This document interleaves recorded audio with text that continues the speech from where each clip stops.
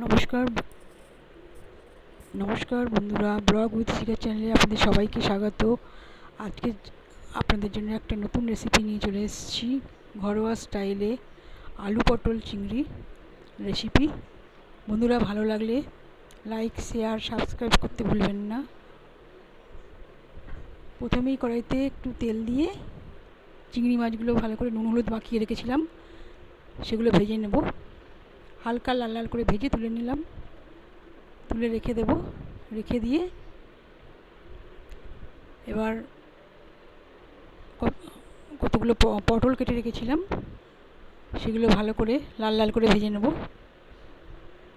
পটলগুলো ভাজা হয়ে গেলে একটু পাঁচফোড়ন দিয়ে পটলগুলো ভেজে নেব। দিয়ে লাল লাল করে ভেজে নেব। বন্ধুরা, ভালো লাগলে অবশ্যই সাবস্ক্রাইব, লাইক, শেয়ার করতে ভুলবেন না।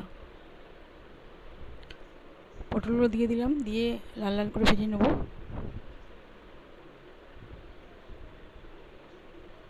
ভাজা হয়ে গেলে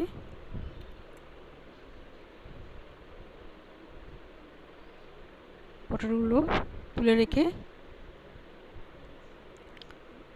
এবার যে আলুগুলো কেটে রেখেছিলাম, 3-4টে বড় বড় আলু নিয়েছি, যতটা পরিমাণ আপনারা করবেন। আর একটা গোটা পেঁয়াজ কেটে রেখেছিলাম, ওই পেঁয়াজটা আগে দিয়ে দেবো। দিয়ে এবার আলুগুলো দিয়ে ভালো করে ভাজা ভাজা করে নেব। ভেজে নিয়ে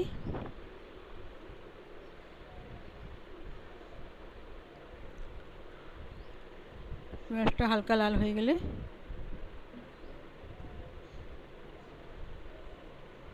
আলুগুলো দিয়ে লাল লাল করে আলুগুলোকে ভেজে নেব। আলুগুলো মোটামুটি লাল লাল হয়ে এলে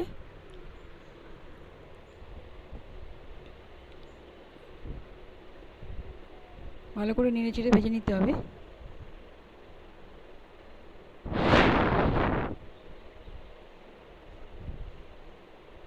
আমি একটু বেশি করব বলে একটু বেশি পরিমাণ আলু দিয়েছি। আপনাদের যতটা দরকার ততটা পরিমাণ নিতে পারেন, কোনো অসুবিধা নেই। আলুগুলো ভালো করে ভাজিয়ে নিয়ে নাড়াচাড়া করব।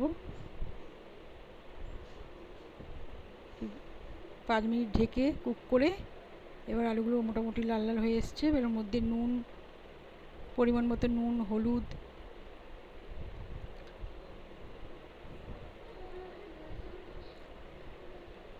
রসুন, আদা, কাঁচা লঙ্কা দিয়ে দেব। দিয়ে ভালো করে মশলা দিয়ে কষিয়ে নিতে হবে। যেহেতু প্রচণ্ড এখন গরম, তো ওই জন্য আমি বেশি গুঁড়ো লঙ্কা দিচ্ছি না, কাঁচা লঙ্কা দিয়ে রান্নাটা করছি।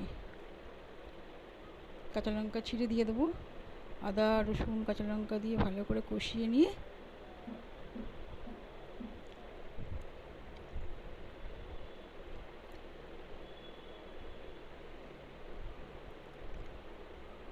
গ্যাসের ফ্লেমটা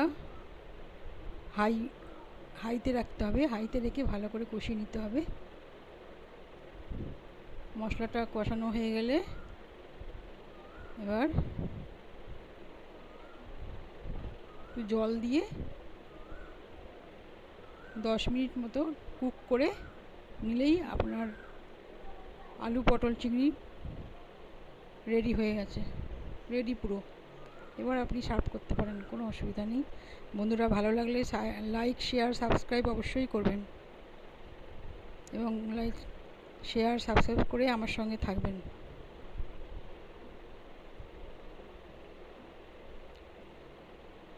এবার পরিমাণ মতো জল দিয়ে চিংড়ি মাছগুলো দিয়ে দেবো। দিয়ে ভালো করে হাই ফ্লেমে 10 মিনিট কুক করে নেব। কুক করা হয়ে গেলেই আলু পটল চিংড়ি রেসিপি রেডি।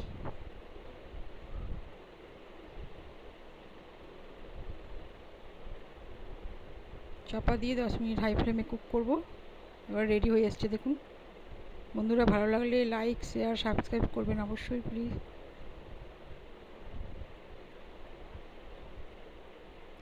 একবার ঝরঝরে ভাতের সঙ্গে খেয়ে দেখবেন, দারুণ লাগে।